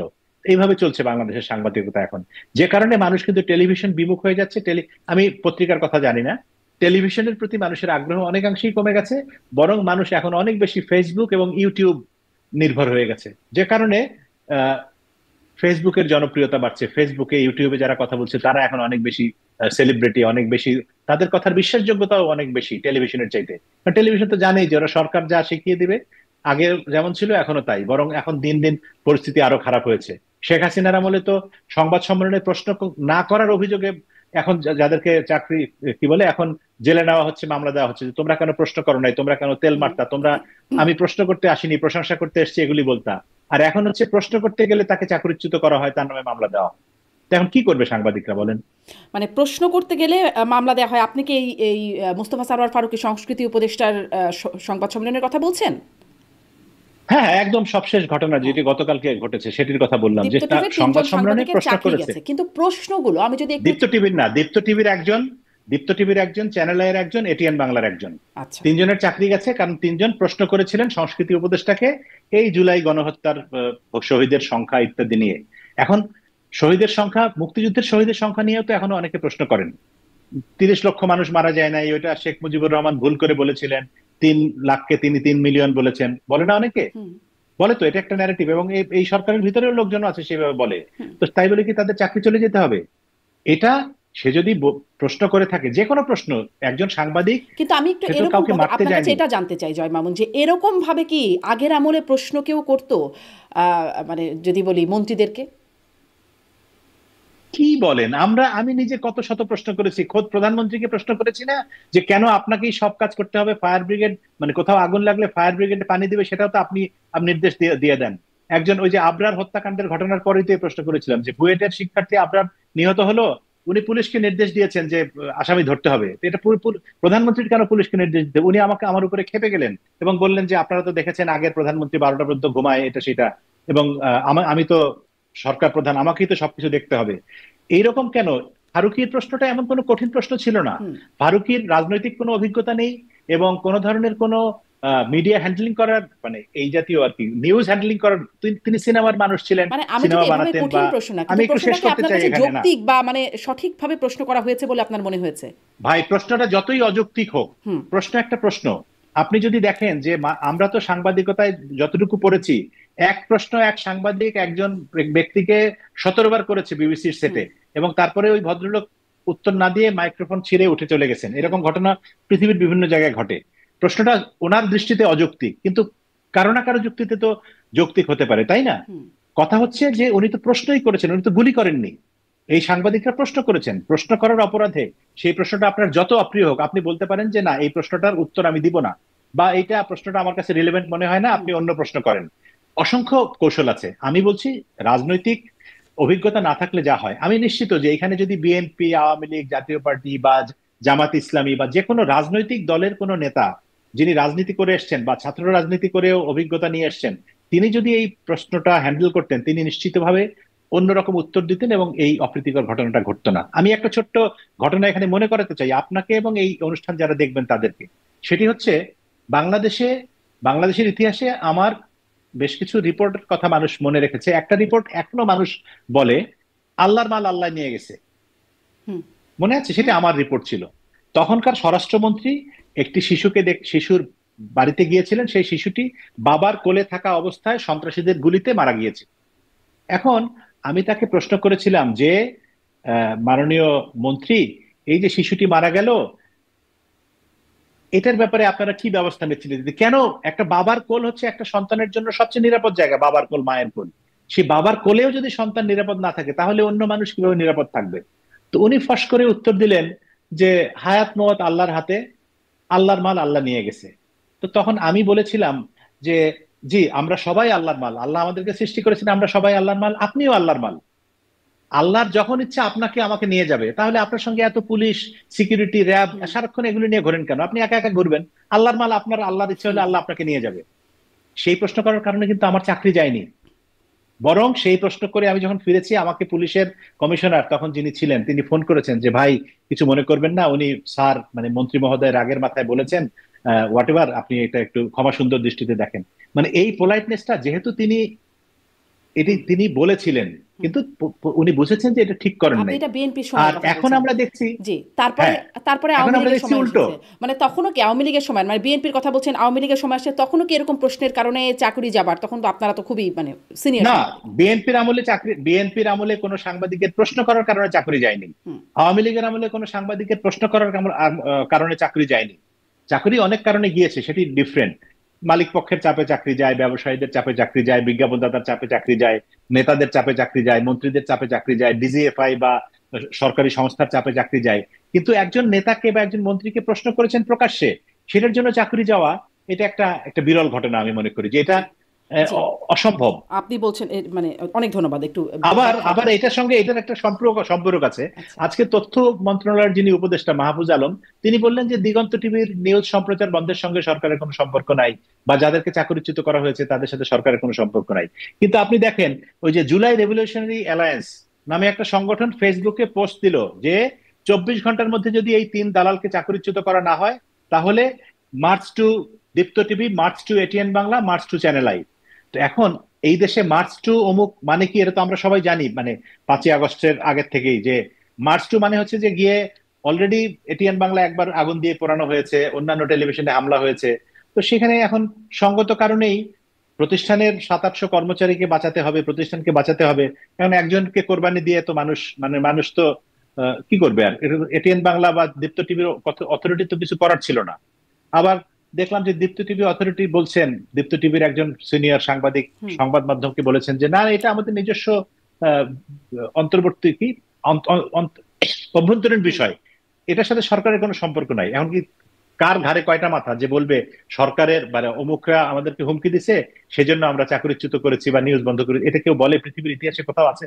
তো সাধারণ কমন সেন্স যাদের আছে তারাই বুঝবে যে আজকে গতকালকে এই ঘটনা ঘটলো, তারপর 24 ঘন্টার আলটিমেটাম দিল এবং তারা বললো যে আচ্ছা ঠিক আছে, নিউজই চালাবো না, যা, তো নিউজই দিব না, কোনো নিউজ বন্ধ। তো এই হচ্ছে বাংলাদেশের গণমাধ্যমের স্বাধীনতার একদম বাস্তব অবস্থা। এবং আজকের হুম। সবশেষ ঘটনা, যে স্পষ্ট। ছেলে এটিএন বাংলায় আমার সহকর্মী ফজলে রাব্বি, তাকে, সে আমাকে একটু আগে ফোন করেছিল যে ভাই আমি তো কোনো দলের প্রশ্ন করার জন্য ওখানে যাই নাই, আমি জাস্ট প্রশ্ন করেছিলাম এইরকম এরকম একটা বিষয়। এই আদালত যেহেতু এখনো পর্যন্ত রায় দেয়নি, ফলে আমরা কিভাবে বলি যে তিনি 100 জন বা 14 জন বা 14,000 মানুষকে খুন করেছেন? হুম যে কোনো কিছুতে একটা ফর্মালিটির ভিতর দিয়ে যেতে হয়। আর এটা রাজনৈতিক কর্মীরা রাস্তায় বলে মিছিলে, সেটা একরকম। আমরাও স্লোগান দিয়েছি ছোটবেলায় এরশাদের আমলে, যে খুনি এরশাদের পতন চাই। এখন আমরা তো আর জানি না যে এরশাদ খুনি না খুনি না, এটা তো রাস্তার স্লোগান। আর একজন দায়িত্বশীল হুম মন্ত্রী বা উপদেষ্টার প্রেস কনফারেন্সে অন রেকর্ড বক্তব্য তো এক হতে পারে না, তাই না? হুম। কিন্তু সেখানে মোস্তফা সরোয়ার ফারুকী যে রিপ্লাইটা করেছেন সেটা সম্পর্কে একটু একটা লাইন বলবেন। তিনি বলছেন এটা তিনি ইউএন এর রিপোর্ট থেকে বলছেন। তখন দেখলাম সাংবাদিক বলছেন হ্যাঁ, আমাদেরও তো ইউএন, রিসার্চ আছে। হ্যাঁ, ইউএন এর রিপোর্ট থেকেই বলুক আর যেভাবে বলুক, ঠিক আছে, তিনি বলেছেন। কিন্তু তিনি যে ক্ষুব্ধ হলেন, এই ক্ষুব্ধ হওয়াটা তো ঠিক না। ইউএন এর রিপোর্ট তো একটা রিপোর্ট না, আরো অনেক ধরনের রিপোর্ট আছে। এবং সেই রিপোর্ট নিয়ে তো বাংলাদেশে তো আসলে কোনো রিপোর্টই শতসিদ্ধ না। এই ইউএন এর এই রিপোর্টের পরে আবার আরেকটা সংস্থা রিপোর্ট করে বলেছে যে এটা ঠিক না, এটা এখানে আসলে 1400 না, 800 জন। সরকার তো 1400 জনের তালিকা প্রকাশ করে নাই। ইউএন যদি বলে 841 থাকে, বা 850 মতো একটা তালিকা প্রকাশ করেছে। হ্যাঁ, হ্যাঁ, 841, 861-এর একটা তালিকা দিয়েছে, তো 1400 তো ইউএন এর সেই রিপোর্ট তো আমরা পাই নাই। ইউএন তো নিশ্চয়ই গোপনে মোস্তফা সরোয়ার ফারুকীর বাড়িতে তার বালিশের নিচে রিপোর্ট রেখে আসে নাই। ইউএন রিপোর্ট দিলে সেটা ইউএন এর ওয়েবসাইটে থাকবে। তো সে কোথায় সেই রিপোর্ট? একজন মন্ত্রী বা একজন সচিব হ্যাঁ, বা সেই একজন রিপোর্টটা পদস্থ কিন্তু পাবলিক কর্মকর্তা, আছে, সেই রিপোর্টটা কিন্তু আছে, সেই রিপোর্টটা আমরা পড়েছি। কি 1400? হ্যাঁ, 1400, 1400? 1400, তারা 1400 বলছে। না না, 1400-র নাম। নাম পাইনি, কিন্তু 1400 জন হ্যাঁ, মারা গেছে হ্যাঁ, সেটা ইউএন এর রিপোর্টে বলছে। হ্যাঁ। এখন এখন সেই 1400 জনের ভিতরে তো কয়েকশো আছে পুলিশ, যেটি যাদের জন্য হুম ইন্ডেমনিটি দেওয়া হয়েছে যে এদের ব্যাপারে কোনো প্রশ্ন করা যাবে না। আছে না, তারা তারা বাংলাদেশের নাগরিক না? হুম। তো নিশ্চয়ই। তারা তারা কি ওই তাদেরকেও কি শেখ হাসিনা মেরেছে? মানে আমি সেই তর্কে যাচ্ছি না। হুম কথা হচ্ছে যে বাংলাদেশের তো মানুষের হত্যাকাণ্ড মানে যে কোনো একটা হত্যাকাণ্ড দোষের, 1000টা হত্যাকাণ্ড দোষের, 1 লক্ষ হত্যাকাণ্ড দোষের। যেই একটা খুন করাও যা, একটা খুন করলেও মৃত্যুদণ্ড হবে, 1000 খুন করলেও মৃত্যুদণ্ড হবে। কথা হচ্ছে যে যতক্ষণ পর্যন্ত না আদালত রায় দিচ্ছে কাউকে, হুম হুম। ইউএন তো আর এটা বলে দেয় নাই যে এই 1400 লোক শেখ হাসিনার গুলিতে মারা গেছে, বলছে এটা? না। বা আপনার গুলিতে আমাকে যে আসামি করা হয়েছে, আমি তিনজনের হত্যা মামলার আসামি, ইউএন কি বলেছে যে জয় মামুন তিনজনকে মেরেছে? হুম এখন আপনি মামলা দিলেন, কিন্তু মামলা দিতেই পারেন, তো এখন আপনি যদি আমাকে এই অনুষ্ঠানে বলেন যে আপনি তো তিনজনকে খুন করেছেন, আমার আমার সেটা কেমন লাগবে শুনতে? হুম। যতক্ষণ না পর্যন্ত এটা তদন্ত হবে, প্রমাণ হবে, একটা মামলার তো এখন পর্যন্ত চার্জশিট হয়নি, একটা মামলার তো অভিযোগ প্রমাণিত হয়নি। ফলে এইসব কথা বলার আগে আমি বলছি আবারও যে রাস্তায় বা জনসভায় রাজনৈতিক নেতৃবৃন্দ অনেক জি, বক্তব্য দিতে পারেন, সেখানে হয়তো কিন্তু একটা বিতর্ক, বড় মন্ত্রণালয়ের বিতর্কের মন্ত্রী জায়গা, হিসেবে যদিও ইউএন এর পক্ষ থেকে বলা হচ্ছে শেখ হাসিনা এবং স্বরাষ্ট্রমন্ত্রীকে সরাসরি নির্দেশদাতা হিসেবে সেখানে চিহ্নিত করা হয়েছে, তার প্রেক্ষিতে তারা কিছু রেফারেন্স দেওয়া আছে, মানে ডকুমেন্টস রেফার করে দিচ্ছে যে কিভাবে কিভাবে তারা এই কনক্লুশনে আসছে। সেটি হয়তো আরেকটা আলোচনায় যেতে পারি, কিন্তু আপনার ওই বক্তব্যটাকে আমি সামারাইজ করে নিচ্ছি যে প্রশ্ন যৌক্তিক বা অযৌক্তিক যাই হোক, তার জন্য সাংবাদিকের চাকরি যাওয়াটা একটা বিরল ঘটনা, বা এটি খুবই একটা আহ, মানে খারাপ ঘটনা। আপনার কাছে একটু এটা জানতে চাই যে এই যে আপনি বলছিলেন যে এখন মেজর ক্যাপ্টেনরা সাংবাদিকতার পলিসি মেকিংয়ে আছে বা নির্ধারণ করছে কর্তৃপক্ষ, আগে যখন আমলের পরিবর্তন হতো, এরশাদ আমল থেকে বিএনপি আমল বা শেখ হাসিনার মানে আওয়ামী লীগের আমল আবার বিএনপি আমল, তখন কি আমল পরিবর্তনের সাথে সাথে সাংবাদিকতার মাথা পরিবর্তন হতো বা সাংবাদিক পরিবর্তন হতো? আচ্ছা, এরশাদের পরের ঘটনাটা আমি জানি না, কারণ তখন আমি সাংবাদিক ছিলাম না। এরশাদ পতনের পরে আমি সাংবাদিকতা এসেছি, এবং আমি সাংবাদিকতা আসার পরে প্রথম পরিবর্তন দেখেছি 1996 সালে। অর্থাৎ বিএনপি ক্ষমতায় ছিল, সেখান থেকে আওয়ামী লীগ আসলো, শেখ হাসিনার সরকার। সেখানে আমি যত আমার জানা মতে একটা পদেও কোথাও পরিবর্তন হয়নি, মানে পত্রিকা বা টেলিভিশনের কথা বলা হচ্ছে, প্রাইভেট গণমাধ্যম, হ্যাঁ, সরকারি পর্যায়ে বিটিভির ডিজি পরিবর্তিত হতো, বা ওই যে একটু আগে বললাম যে সরকারের বিভিন্ন পদ আছে, প্রেস মিনিস্টার, পিআইবির ডিজি, এগুলো এইসব সাংবাদিকদেরই পদ। আগের সরকার তাদের পছন্দের সাংবাদিকদেরকে নিয়োগ দিতেন, নতুন সরকার এসে নতুন সরকার আসলে ওরা আগে যারা থাকে ওরা নিজেরাই পদত্যাগ করে চলে যায়, এটা একটা সাধারণ ভদ্রতা। হুম তো সেই ভদ্র তারা পদত্যাগ করে চলে যায়, এবং সেখানে নতুন সরকার এসে নতুন লোককে নিয়োগ দেয়। এগুলো ওই রকম প্রতিষ্ঠানের ক্ষেত্রে, রাষ্ট্রদূতের চাকরি বা প্রেস মিনিস্টারের চাকরি বা যাই হোক। কিন্তু একটা টেলিভিশন দখল করা, পত্রিকা দখল করা, পত্রিকার মালিকানা দখল করা, এইটা খুব একটা ঘটেনি। হ্যাঁ, শেখ হাসিনার আমলে শেষের দিকে কিছু ঘটনা ঘটেছে, সেটি হচ্ছে ব্যাংক দখলের ঘটনা যেমন ঘটেছে, টেলিভিশনের ক্ষেত্রে দুই একটা টেলিভিশন, যেমন ধরেন একুশে টেলিভিশনের ক্ষেত্রে আমরা দেখেছি যে ওটার মূল মালিকানা আব্দুল সালামের ছিল, সেখান থেকে আব্দুল সালামের বিরুদ্ধে মামলা মোকদ্দমা দিয়ে তিনি যখন জেলে গেলেন তখন এস আলম একুশে টেলিভিশন দখল করেছিলেন। আবার আহ, সেটি কিন্তু অন্য ইস্যু। রফিকুল আমিন বা রফিকুল আলম, কি নাম হুম ভদ্রলোকের, ডেস্টিনি, হুম হুম। উনি যখন জেলে গেলেন দীর্ঘদিনের জন্য, ওনার টেলিভিশনটা ওনারই ঘনিষ্ঠজনরা চালাতেন, সেটাকে ঠিক দখল বলা যাবে না। এরকম কিছু ঘটনা আছে। আর কিছু টেলিভিশন তো বন্ধ হয়েছে, বিএনপি ক্ষমতায় থাকতে যেমন একুশে টেলিভিশন বন্ধ হয়েছে, আওয়ামী লীগ ক্ষমতায় আসার পরে সেরকম দিগন্ত টিভি, ইসলামী টিভি, চ্যানেল ওয়ান বন্ধ হয়েছে।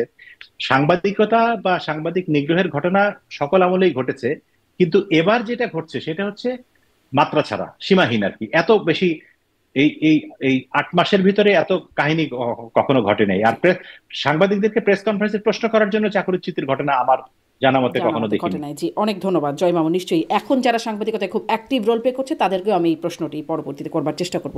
আর একটা প্রসঙ্গে যাই, আপনি আরেকটা ফেসবুকে, আপনি আপনার ফেসবুকে পোস্ট লিখছেন যে প্রধান উপদেষ্টার iPhone 16 pro max press wing, এই শিরোনামে আপনি বলছেন, আচ্ছা আশরাফুল আলম খোকন, সাখাওয়াত মুন, তোমরা যখন প্রেস উইংয়ে ছিলা তোমাদেরও কি আইফোন প্রো ম্যাক্স দিত সরকার? বিশেষ দ্রষ্টব্য, গুগল করে দেখলাম বাংলাদেশের একটা আইফোন 16 প্রো ম্যাক্সের দাম 1,54,000 টাকা, সেই হিসেবে 6টার দাম হওয়ার কথা ছিল 9,24,000 টাকা। অবশ্য সরকারের জন্য রেট সবসময় একটু বেশি হয়, এখানে কত বেশি জানি না। আপনার স্ট্যাটাস, আপনি কি মনে করেন যে এই আইফোন 16 প্রো ম্যাক্স প্রেস উইংয়ের সদস্যদের দেওয়া এটি কি অস্বাভাবিক ঘটনা বা অযৌক্তিক? অস্বাভাবিক এবং অযৌক্তিক দুটেই।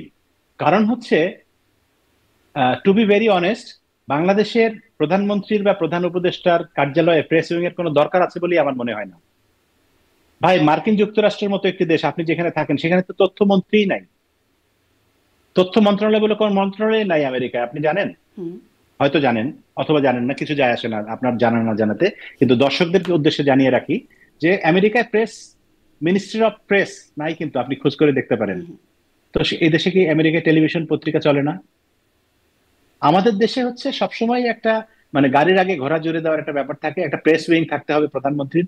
তারা সবসময় প্রধানমন্ত্রী যেখানে যাবে বা প্রধান উপদেষ্টা যেখানে যাবে তারা সব আদ্দালির মতো পেছনে দাঁড়ায় থাকবে।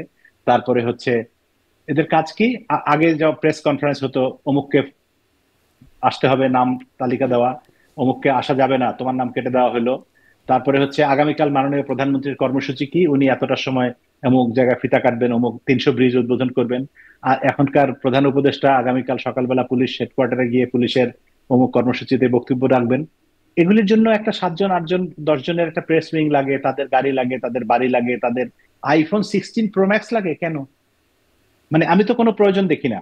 তাদের তো অফিস আছে, অফিসে কম্পিউটার আছে, সবকিছুই আছে। এবং আজকে আমার প্রশ্নটা হচ্ছে যে কালকে যখন আমি এটা লিখেছি, আমি সত্যি সত্যিই জানতাম না যে এক একটা আইফোনের দাম ধার্য করা হয়েছে 2,57,000 টাকা। আপনি আমেরিকায় থাকেন, আমেরিকায় যে কোনো একটা অ্যাপল স্টোরে গিয়ে দেখেন iPhone 16 Pro Max এর দাম কত। 2,57,000 টাকা কোনোভাবেই না। আমি 1,54,000 টাকা ঢাকার গুগল করে ঢাকার মার্কেটের প্রাইস দেখেছি, সেখানে দেখলাম ধরা হয়েছে 2,57,000 টাকা, তার মানে প্রায় ডবল। তো রূপপুরের বালিশ কাণ্ড নিয়ে আমরা অনেক সমালোচনা করি আগের সরকারের। এই দেশের মানুষ, এই ছাত্ররা যে রাজপথে আন্দোলন করলো, জীবন দিল, তারা কি একই ঘটনার পুনরাবৃত্তির জন্য জীবন দিয়েছিল? নিশ্চয়ই তো মানুষ পরিবর্তন চেয়েছিল। সেই পরিবর্তনটা কি এই যে প্রেস উইং এর লোকদেরকে iPhone 16 Pro Max দিতে হবে? আচ্ছা ভালো কথা, প্রেস উইং তো আসমান থেকে নেমে আসা কোনো উইং না। প্রধানমন্ত্রীর কার্যালয়ের প্রধানমন্ত্রী বা এখন প্রধান উপদেষ্টা বলে, তার কার্যালয়ের অন্য অনেক উইং এর মতোই একটা উইং। একটা মিনিট, একটু টেকনিক্যাল আমি কিন্তু শুনতে পাচ্ছি। সমস্যা। হ্যাঁ। হ্যাঁ, হ্যাঁ, আচ্ছা। সেটি হচ্ছে যে প্রধান উপদেষ্টার কার্যালয়ে অসংখ্য উইং আছে, তার একটা উইং হচ্ছে প্রেস উইং। তাদেরকে সবচেয়ে গুরুত্বপূর্ণ ভাবার তো কোনো কারণ নেই। আজকে প্রেস উইংকে আপনি iPhone 16 দিলেন, সেপ্টেম্বরে iPhone 17 বের হবে, তখন অন্য উইং বলবে যে আমাদেরকে iPhone 17 দিতে হবে, কারণ আমরাও রাষ্ট্রের অতি গুরুত্বপূর্ণ কাজ করি। তারপরে সরকারের সচিব, সিনিয়র সচিব যারা আছেন তারা বলবেন আমরা সরকারের সর্বোচ্চ পদে থাকবো, আমরা iPhone 16 Pro Max পাবো, 17 বা 18 Pro Max পাবো না, এটা তো হতে পারে না।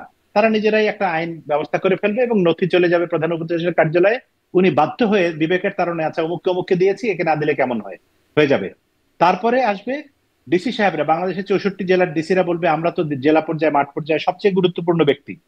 এসপিরা আসবে, পুলিশ কমিশনাররা আসবে, অমুকরা আসবে। আপনি কত হাজার iPhone 16 Pro Max দিতে পারবেন? বাংলাদেশে তো অ্যাপল কোম্পানির নতুন শাখা খুলতে হবে এখানে। আমি সেই বিবেচনায় অনেকে আবার আমাকে আমার ওই স্ট্যাটাসের সমালোচনা করে লিখছে, বলছে যে আগের আমলে লুটপাট হতো, ব্যাংক লুট হতো, টাকা পাচার হতো, সেগুলি আপনি চোখে দেখেন না, এটা দেখলেন।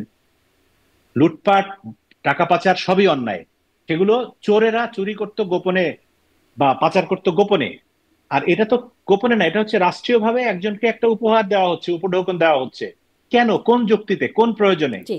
তারা কি কাজ সাংবাদিক করবেন? গোলাম আমি মুর্তজা শুরুতে যিনি এখন বলেছি, ওয়াশিংটনে আমি প্রেস শুরুতে বলেছি মিনিস্টার, তিনি না না একটা, আমি বলি একটু, আচ্ছা আমি শেষ করেন শুরুতে আমি। হ্যাঁ। বলেছি যে প্রেস উইং এর কোনো প্রয়োজনই নাই।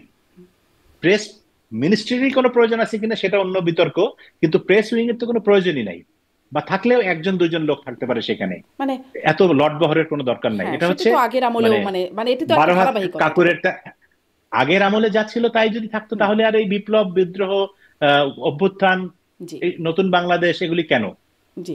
আগের আমলে যা ছিল আপনার তাই আপনার যদি কপি অবস্থানটি পেস্ট করেন আমার মনে আপনারা। হয় স্পষ্ট। মানে এটাও অনেকে বলেন যে আগের আমলে তো এমপিদেরকে গাড়ি দেওয়া হতো, তারও অনেক সমালোচনা আছে। সেই বিষয়টি মানে এই বিষয়গুলো আনা হচ্ছে। আমি সাংবাদিক গোলাম মর্তুজার ফেসবুকের পোস্ট সেটিও একটু আনতে চাই। তিনি লিখছেন, প্রধান উপদেষ্টার প্রেস উইংয়ের সদস্যদের জন্য সবচেয়ে ভালো ফোন বা আইফোন কেনা হবে, সেটাই তো স্বাভাবিক। আমি নিজে আইফোন ব্যবহার করি, iPhone 3 থেকে, অফিস থেকেও সবসময় আইফোন পেয়েছি, অ্যাপলের ল্যাপটপ পেয়েছি, আইফোনের চেয়ে অনেক বেশি দামি গাড়ি পেয়েছি। আরও অনেক সাংবাদিক পেয়েছেন, যোগ্যতার মাপকাঠিতে পেয়েছেন। বেসরকারি অফিস আইফোন ল্যাপটপ দিলে সমস্যা নাই, সরকার দিলে সমস্যা হবে কেন? আইফোন দিয়ে যে কাজ করা যায় ওয়ালটন দিয়ে তা করা যায় না। হ্যাঁ, সোশ্যাল মিডিয়া চালানোর জন্যও ভালো ভালো ফোনই ভালো। সোশ্যাল মিডিয়ায় সবাই তো ফুললতা নিয়ে থাকে না, প্রফেশনাল কাজও করে। সেই কারণেই আইফোন দরকার হয়। আইফোন সবার ক্ষেত্রে বিলাসিতা নয়, প্রয়োজনীয় প্রযুক্তি। কি বলবেন? আচ্ছা, আমি নিজে খুব ফুল লতাপাতা নিয়ে থাকি, আজকে না, বহু আগের থেকে। আমি আইফোন, গোলাম মর্তুজা আমার বন্ধু, তিনি, আমরা একসঙ্গে বহু টকশো করেছি এবং কোনোদিন তার সঙ্গে আমার টকশোতে কোনো ঝগড়াঝাটিও হয় নাই। আমরা মোটামুটি একই টোনে কথা বলতাম। এখন তিনি সরকারি চাকরি করেন, তিনি সরকারের ভাষায় কথা বলবেন। আগের গোলাম মুর্তজা আর এখনকার গোলাম মুর্তজা তো এক না। সরকারের দায়িত্ব পেলে আমিও হয়তো অন্যরকম ভাষায় কথা বলবো। ফলে এখন গোলাম মুর্তজা এমন কিছু বলবেন না যেটাতে তার সরকার বিব্রত হয় বা বিরক্ত হয়। তিনি এমন কিছুই বলবেন যেটাতে তার সরকার খুশি হয়। তিনি একটা ভালো পোস্টিং পেয়েছেন, সেই পোস্টিংটা যাতে তিনি স্বচ্ছন্দে সেখানে থাকতে পারেন, তার যাতে কোনো অসুবিধা না হয়, তার যেন কোনো সমালোচনা কেউ না করতে পারে, সেজন্য তিনি এই কথা বলবেন। কিন্তু তিনি নিজেও জানেন যে প্রেস উইং এর আসলে এরকম এমন কোনো কাজ নাই যেই কাজ iPhone 16 Pro Max দিয়ে করতে হবে। আমি এটুকুই বলতে চাই, জি, আর কিছু না। আপনি আপনি বলছেন iPhone 16 Pro Max দিয়ে করতে হবে এমন কোনো কাজ প্রেস উইংয়ের নাই। আর শেষের দিকে আসি যে এই সরকার আসলে কতদিন এই বিষয়ে এই আলোচনাটা একদম সব মহলে এই আলোচনাটা চলছে, বেশ টক অফ দ্য টাউন। নির্বাচন কবে? আমরা দেখেছি যে এই ডক্টর ইউনূসকে 5 বছর দেখতে চান, একদম সার্জিস আলমের সেই পোস্ট থেকে শুরু করে ওয়াজে আজীবন ডক্টর ইউনূসকে ক্ষমতায় মানে রেখো আল্লাহর কাছে চাইছেন যে যেই নিয়ামত দিয়েছো সেই নিয়ামত তুলে নিয়ে যেও না। মানে প্রায় এই বিষয়গুলো বলি। প্রবাসী অনলাইন অ্যাক্টিভিস্টরা বলছেন এখন যদি ডক্টর ইউনূস ক্ষমতা ছাড়তেও চান মানুষ গড়াগড়ি দেবে, এইরকম কথা বলছেন। আমরা স্বরাষ্ট্র উপদেষ্টার কাছ থেকেও শুনেছি যে তিনি বলছেন মানুষ রাস্তা দিয়া হুনি, তিনি শুনছেন যে হুম। আরও 5 বছর থাকেন। ডক্টর ইউনূসকে আমরা সবশেষ আল জাজিরায় সাক্ষাৎকারে তিনি বলছেন যে বাংলাদেশের পরিস্থিতি দেখে এখনও মানুষ মনে করে অন্তর্বর্তীকালীন সরকার এখনও তাদের জন্য ভালো সমাধান। তারা বলছেন না অন্তর্বর্তী সরকারকে যেতে আজই আমাদের নির্বাচন দেন, বা আমরা এমন কোনো সমস্যার মুখোমুখি হইনি যেখানে লোকেরা বলছে যত তাড়াতাড়ি সম্ভব তাদের হস্তান্তর করো। এটা হচ্ছে ডক্টর ইউনূসের বক্তব্য। কি মনে হচ্ছে ডক্টর ইউনূস সরকার আর কতদিন থাকবে? আচ্ছা শোনেন, ডক্টর ইউনূস সরকার প্রধান। এর আগে শেখ হাসিনা সরকার প্রধান ছিলেন, তার আগে ডক্টর ফখরুদ্দিন আহমেদ ছিলেন, তার আগে বেগম খালেদা জিয়া ছিলেন, বা লম্বা ইতিহাস আমি বলতে পারবো। কিন্তু আমি একটা জিনিস কমন দেখি, সেটা হচ্ছে যে ওই সিংহাসন যেটিকে আমরা বলি রাষ্ট্রীয় প্রধানের আসন, ওই আসনে যিনি বসেন তিনি একই কথা বলেন, সকলের এক ভাষা। এটি চেয়ারের ভাষা, এটি ডক্টর মোহাম্মদ ইউনূসের ভাষা না। হুম। কারণ ওই চেয়ারে যিনি বসেন তিনি মনে করেন যে তাকেই দরকার বাংলাদেশে, তাকে ছাড়া অন্য কাউকে কখনো কেউ চায় না এবং ভবিষ্যতেও চাইবে না। শেখ হাসিনাকে তিনি বলতেন যে মানুষ তাকে চায়, খালেদা জিয়া বলতেন অনন্তকালের জন্য তাকে চায়, উন্নয়নের ধারাবাহিকতা বজায় রাখার জন্য তাকে চায়। প্রফেসর ইউনূস মনে করছেন যে দেশের শান্তি শৃঙ্খলার জন্য তাকে চায়। তো ওনারা ক্ষমতায় যারা থাকেন তারা একই রকম ভাবে কথা বলেন, এর মধ্যে নতুন কিছু নাই। কিন্তু উনি তো একটা দায়িত্ব নিয়ে আসছেন, উনি একটা অঙ্গীকার নিয়ে আসছেন, এবং ওনাকে যারা ক্ষমতায় বসিয়েছে উনি নিজেই বলেছেন ওনার নিয়োগকর্তা কারা। ওনার নিয়োগকর্তা ছাত্ররা। তারপরে সেই সময় সেনাবাহিনীর একটা বিরাট ভূমিকা ছিল। সেনাবাহিনী প্রধানের একটা অঙ্গীকার আছে রাষ্ট্রের কাছে, জাতির কাছে, যে 18 মাস সময় তিনি দিয়েছেন এই সরকারকে, যে 18 মাসের মধ্যে নির্বাচন হবে। প্রফেসর ইউনূসের সঙ্গে তার কথা হয়েছে, এবং সেই 18 মাস শেষ হবে হয়তো আগামী বছরের এই বছরের শেষের দিকে বা আগামী বছরের শুরুর দিকে, আহ, জানুয়ারি ফেব্রুয়ারি হোয়াটেভার। তো ডিসেম্বরের মধ্যে নির্বাচন হওয়ার একটা আলোচনা ছিল। এখন সেটি প্রফেসর ইউনূসের তরফ থেকে বা সরকারের তরফ থেকে বলা হচ্ছে সেটা জুন হতে পারে। আমি যেটি বুঝি, আমার ব্যক্তিগত, আমি বেশি সময় নিব না এখানে, আমি বুঝি যে সরকারের এখন বেশ কয়েকটা প্রায়োরিটি আছে। 1 নম্বর, আমার কাছে মনে হয় সরকারের প্রথম প্রায়োরিটি হচ্ছে সংস্কার। তারা রাষ্ট্র ব্যবস্থাকে সংস্কার করে সবকিছু খোল নলচে বদলে ফেলতে চায়। বাংলাদেশের সংবিধান থেকে শুরু করে, সাংবিধানিক কাঠামো থেকে শুরু করে, টেলিভিশন রেডিও থেকে শুরু করে যা যা আছে সবকিছু সংস্কার করে ফেলতে চায়। এটা তাদের 1 নম্বর প্রায়োরিটি। দ্বিতীয় প্রায়োরিটি হচ্ছে ফ্যাসিস্টের, তাদের ভাষায় কোট আনকোট ফ্যাসিস্টের বিচার। মানে শেখ হাসিনা হুম। সহ তার সরকারের সঙ্গে যারা ছিল, বা যারা জুলাই আগস্ট গণহত্যার বা হত্যাকাণ্ডের সঙ্গে জড়িত, তাদের বিচার। এবং তৃতীয় প্রায়োরিটি হচ্ছে নির্বাচন। এবং মানে আমি যে বললাম এই তিনটার মধ্যে আমি আমার ব্যক্তিগত বিবেচনায় নাম্বার ঠিক করলাম যে 1 নম্বর সংস্কার, 2 নম্বর বিচার। বিচার, 3 নম্বর নির্বাচন। এখন সংস্কার কাজ তারা মোটামুটি আগাচ্ছে, যদিও সেখানে বিএনপির মতো একটা দল এখনো পর্যন্ত বেশিরভাগ ক্ষেত্রে তাদের আহ ইয়ে হয়নি আর কি, মত মত মত মত মতৈক্য হয়নি, বেশিরভাগ ক্ষেত্রে মতানৈক্য রয়েছে। বিচারের ব্যাপারে এখনো পর্যন্ত আমরা খুব স্পষ্ট কোনো অগ্রাধিকার বা অগ্রাধিকারের কথা জানি, কিন্তু স্পষ্ট কোনো ফলাফল আমরা দেখতে পাচ্ছি না। এবং এই যে বললাম একটু আগে যে এক একটা মামলায় যদি 500 জন করে আসামি হয় এবং এক একজন আসামির পেছনে যদি 7 দিন করে সময় দিতে হয়, তাহলে একটা মামলার তদন্ত করতে 500 সপ্তাহ লাগবে, মানে 10 বছর। হুম। তো তাতে মোটামুটি আগামী 30-40 বছর লাগবে এইসব মামলার তদন্ত করতে। এখন সরকারকে ঠিক করতে হবে যে তারা কয়টা মামলার তদন্ত করবেন, আর কয়টা খারিজ করবেন, কয়টা বাতিল করবেন। এবং আমি যেটা বুঝি সাধারণভাবে, আমার রাজনৈতিক অভিজ্ঞ রাজনৈতিক দলগুলির নেতৃবৃন্দের সঙ্গে চলাচলের অভিজ্ঞতা থেকে যে তাদের উদ্দেশ্য থাকবে শেখ হাসিনাকে অন্তত নির্বাচন থেকে দূরে রাখার জন্য নির্বাচনের আগেই কোনো একটা মামলার রায় ঘোষণা করে তাকে অন্তত একটা কোনো শাস্তি দিয়ে একটা ব্যবস্থা করা, যে সেটা উচ্চতর আদালতে যেতে হবে। কিন্তু আমরা তো জানি যে জামাত নেতা এটিএম আজহারুল ইসলামের ফাঁসির রায় হয়েছিল 2011, কি বলে, 14 সালে না 16 সালে, আজকে পর্যন্ত 14 সালে, এখনো পর্যন্ত কিন্তু সেই রায় কার্যকর হয়নি, এখনো হাইকোর্টের উচ্চ আদালতে ঝুলছে। জামাত এখনো সেটা নিয়ে অনশন কর্মসূচি করে। হুম। তার মানে চাইলেই এত সহজে বিচার প্রক্রিয়া শেষ করা যায় না। আবার ওইদিকে বিএনপি বলছে যে জনগণের জনগণ রাষ্ট্রের মালিক, জনগণের ইচ্ছাতেই সরকার গঠিত হবে, জনগণের পছন্দের সরকারই ঠিক করবে কোথায় সংস্কার করতে হবে কোথায় না করতে হবে। ফলে সব মিলিয়ে সরকারের সামনে একটা কঠিন সময়। সংস্কার, তারপরে বিচার এবং নির্বাচন, তিনটাই বড় কাজ, বড় দায়িত্ব, এবং তিনটার একটাও যে খুব স্মুথলি আগাচ্ছে তা না। কিন্তু সবচেয়ে বড় সমস্যা হচ্ছে সরকারের, এগুলো তাদের টাস্ক, মানে বড় বড় টাস্ক।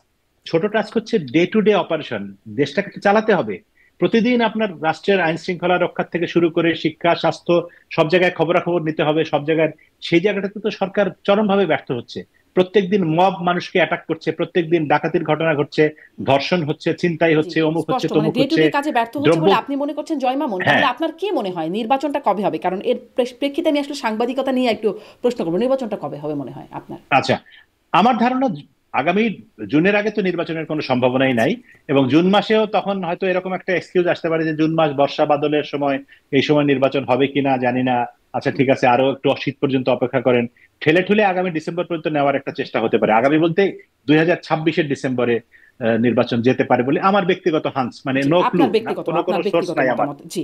তাহলে এই হ্যাঁ। সময়ের মধ্যে মানে আপনাদের ভাগ্য, যারা আসলে মামলায়, হত্যা মামলার একাধিক হত্যা মামলার আসামি হয়ে আছেন, সাংবাদিকদের বলছি আমি, তাদের ভাগ্য পরিবর্তনের কোনো জায়গা দেখেন? বা এমনকি নির্বাচনের পরে সংবাদ মানে সরকার পরিবর্তনের পর? আচ্ছা, নির্বাচনের পরে কি হবে সেটা আমি জানি না, কিন্তু এখন আপাতত যে অবস্থা দেখছি যে প্রশ্ন করার কারণে যখন সাংবাদিকের চাকরি যায়, তাও তো আজকে 3 জনের চাকরি গেছে প্রশ্ন করার কারণে, আমাদের মতো অনেকের চাকরি তো গেছে কোনো কিছু না করার কারণে। আমরা তো কিছু জানিই না, তারপরে তো চাকরি হুম। চলে গেছে, তাই না? বাসায় এসে শুনলাম যে কালকে অফিসে যেতে হবে না কারণ তোমার চাকরি নাই। কেন? তো কোনো কেন নাই। হুম। তো এইরকম একটা বাস্তবতায় প্রেস উইং প্রধান উপদেষ্টার বলছে যে বাংলাদেশে নাকি সংবাদ মাধ্যমের অবাধ স্বাধীনতা, এর আগে নাকি কোনোদিন এত স্বাধীনতা হুম। ছিল না। এই কথাটা অবশ্য সবাই বলে, আগের সরকারও বলতো, তার আগের সরকারও বলতো, ভবিষ্যতে যারা আসবে তারাও বলবে যে এই প্রথম বাংলাদেশের সংবাদ মাধ্যমের স্বাধীনতা হলো। আমি যেটা আমার বা আমার মতো যারা আমাদের সহকর্মীদের ব্যাপারে বুঝি সেটা হচ্ছে যে সহসা আমাদের সামনে কোনো আলোর আহ রেখা দেখা যাচ্ছে না। মানে ওই যে মাহবুব ভাই 111-এর সময় উপদেষ্টা বলেছিলেন যে টানেলের শেষ মাথায় আলো, তা আমরা এখন টানেলের শেষ মাথায় কোনো আলো দেখতে পাচ্ছি না। কারণ এই মুহূর্তে আমাদেরকে তারা কোনো চাকরি করার সুযোগ দিবে না, আমাদেরকে ফ্যাসিস্টের দোসর ট্যাগ লাগিয়ে মামলা মোকদ্দমা দিয়ে কোণঠাসা করে রাখার চেষ্টা করবে। এটি আসলে তারা জানে যে আমরা খুন করিনি, আমরা কোনো কিছু করিনি, কোনো অপরাধ, মানে ওই যে পদে বসিনি, বা আমরা অনেকেই তো সরকারি কোনো সুযোগ সুবিধা নেইনি, বাড়ি নেইনি, প্লট নেইনি, বা কোনো টেলিভিশনের মালিক হয়নি, কিন্তু তারপরেও আমরা যেহেতু কথা বলতে পারি এবং আমাদের কথা নিশ্চয়ই কোনো না কোনো গুরুত্ব আছে, কিছু কিছু মানুষ হয়তো আমাদের কথা শুনতে পছন্দ করে বা আমাদের কথায় অনুপ্রাণিত হয়, সেজন্য আমরা যাতে কথা বলতে না পারি সেজন্য আমাদের মুখটা বন্ধ রাখার জন্যই এরকম একটা মামলা মোকদ্দমা দিয়ে আমাদেরকে একটা ভয়ের মধ্যে, জি। চাপের মধ্যে মানে রেখে টানেলের শেষে রেখে আপনারা দেওয়া, আপাতত এটাই কোনো হচ্ছে আলোর আমার জায়গা দেখছেন না। ব্যক্তিগত জয় মামুন, ধারণা। শেষ প্রশ্ন, মানে শেষ করতে চাচ্ছি কিন্তু তারপরে প্রশ্ন বাড়ছে। শেষ প্রশ্ন যদি জিজ্ঞাসা করি যে আপনি গণমাধ্যমের কর্তা ব্যক্তি ছিলেন, মানে নিচের দিকেরও অনেকের চাকরি গেছে। আসলে সাংবাদিকরা চাকরি ছাড়া যারা আছেন, এখন যারা বেকার হয়ে গেছেন চাকরি হারিয়ে, কেমন আছেন? তাদের আসলে সাংবাদিকরা তো খুব বড় লোকও হয়ে পারেন না, অনেক টাকা পয়সা ইনকামও করেন না, তাদের জীবন জীবিকা এখন কিভাবে চলছে? ধরেন ঢাকা শহরে যদি 1,000 ওয়ার্কিং জার্নালিস্ট থাকে, তার মধ্যে আপনি 100 জন পাবেন যারা সচ্ছল। সচ্ছল বলতে দীর্ঘদিন চাকরি করেছেন, তাদের মধ্যে কেউ কেউ বাড়ি গাড়ির মালিক হয়েছেন। আহ, তারা সচ্ছল, তাদের জন্য খুব একটা 2, 4, 6 মাস কষ্ট করে চলা, আহ, বেতন না পেলেও চলবে, কারণ তাদের কিছু সঞ্চয় আছে, কিছু প্রপার্টি আছে, কারো হয়তো বাড়ি ভাড়া পায়, এরকম এরকম সাংবাদিক আছেন। সকল সাংবাদিক যে সেই আগের 60-এর দশকের মতো ঝোলা ব্যাগ নিয়ে ঘুরে, বাড়ি ভাড়া দেয় না, তাদেরকে মেয়ে বিয়ে দেয় না সাংবাদিকের কাছে, সে অবস্থা নাই। কিন্তু 10% সাংবাদিকের অবস্থা ভালো, তারা 6 মাস 1 বছর কষ্ট করে চলতে পারবেন, মানে উপার্জন না করেও। হুম। কিন্তু যাদের চাকরি গেছে তাদের বাকি 80% 90%-এর অবস্থা কিন্তু খারাপ। ইতিমধ্যে আমি নিজেই তো বেকার, আমার কাছেই লোকে টাকা ধার চায় যে ভাই আমাকে একটু বাচ্চার স্কুলের বেতন দিতে হবে বা বাড়ি ভাড়া হুম। দিতে হবে, গ্রামেও তো চলে যেতে পারছি না, কি করতে হবে, মানে কি করবে, এরকম এটা একটা চরম অসহায় অবস্থা। আগে মানে আগের সরকারের আমলেও এরকম ঘটনা ঘটেছে, এবং সেক্ষেত্রে হয়তো সরকারের কাছে সাহায্য চাওয়ার সুযোগ ছিল। ওই দরিদ্র তহবিল, একটা কি কল্যাণ তহবিল ইত্যাদি ছিল, কারো চাকরিচ্যুত হলে বা কারো বড় কোনো দুরারোগ্য ব্যাধি হলে এরকম হতো, এবং সরকারের তরফ থেকে সাহায্যও করা হতো। এখন তো সাহায্য চাওয়ারও কোনো জায়গা নাই, এবং সাহায্য চাইতে গেলে তো আরেকবার বলবে যে এ তো দোষর, এর কাছে তো একে তো তো ওর মরাই উচিত। তো এই জন্য আমি বলছি যে সাংবাদিকরাও তো মানুষ, তাদের ব্যক্তি জীবন আছে, তাদের পরিবার পরিজন আছে, তাদেরও খেয়ে পরে বাঁচতে হয়, বাড়ি ভাড়া দিতে হয়, গ্যাসের বিল দিতে হয়। এই মানবিক জায়গাটাও কেউ ভাবছে না। এবং আরেকটা খুব দুঃখের বিষয় যে অধিকাংশ প্রতিষ্ঠান সাংবাদিকদেরকে চাকরিচ্যুত করছে, তাদেরকে কিন্তু তাদের পাওনা দেনাও ঠিক মতো বুঝিয়ে দিচ্ছে না। বলছে যে যাও, তোমার চাকরি নাই, কিন্তু সে যে একটা এত বছর চাকরি করলো, তার একটা গ্র্যাচুইটি থাকার কথা, তার একটা পেনশন থাকার কথা, তার একটা অন্য প্রভিডেন্ট ফান্ড থাকার কথা, সেই সব সুযোগ সুবিধা বাংলাদেশের 10% সাংবাদিকেরও নাই। ফলে সামগ্রিকভাবে সাংবাদিকতা একটা চরম বাজে সময়ের ভিতর দিয়ে যাচ্ছে। আমি আবার একটু প্রসঙ্গ মনে আসলো যে যখন এই সরকার গণমাধ্যম সংস্কার কমিশন করলো, আমি তখন সরকারের একাধিক উপদেষ্টাকে বলেছিলাম যে আপনারা অন্তত এইটুকু করেন যে সাংবাদিকরা যাতে তার চাকরির নিরাপত্তাটা পায়, এবং সে যখন চাকরিটা ছেড়ে দিবে বা তাকে চাকরিচ্যুত করা হবে, সে যেন একটা সুযোগ সুবিধা পায়, যে সে যেন চলতে পারে 6 মাস 1 বছর, যতক্ষণ চাকরি না পায় ততদিন সে বসে খেতে পারে। সেই ব্যবস্থাটাও কিন্তু আমাদের এখানে এখনো পর্যন্ত নাই। সংস্কার কমিশন হয়েছে, তারা রিপোর্ট দিয়েছে, কিন্তু সেই রিপোর্টের বাস্তবায়ন কি হবে আমি জানি না। সেই রিপোর্ট মানে আসলে এটা খুবই টানেলের শেষে দুঃখজনক আবার আমার জন্য। কোনো আমি মুখ আছে কিনা, আমি ভালো আমার থাকবে কিনা। সাংবাদিক সহকর্মীদের জন্য আমি আসলে খুবই মর্মাহত এবং দুঃখিত বোধ করি। এবং সরকারের আসলে আমি জানি না সরকারের কাছে দাবি করেও কোনো লাভ হবে কিনা, কিন্তু সরকারের হুম। আরেকটু আহ নৈতিক দায়িত্ব পালন করা উচিত, যে রাষ্ট্র যেন সরকার দ্বারা নিয়ন্ত্রিত হয়, রাষ্ট্র যেন মব দ্বারা, জি। ফেসবুকের জয় মামুন, কারো আপনাকে ধন্যবাদ, প্ররোচনা কিন্তু দ্বারা আপনার ওই নিয়ন্ত্রিত না হয়। বক্তব্যটাই তো রয়ে গেল যে আপনারা তো আসলে দোষর, আপনাদের দাবি মানবেই বা কেন, সেই ট্যাগটা তো আপনাদের সাথে আছেই। শেষ করি আজকের মতো, সামনে নিশ্চয়ই আবারও কথা হবে, যদি কোনো আপডেট থাকে মামলা মোকদ্দমা সহ যাবতীয় বিষয়ে সাংবাদিকতায় নিশ্চয়ই আপনার সাথে আবারও যুক্ত হব, কথা বলার সুযোগ হবে। অনেক ধন্যবাদ।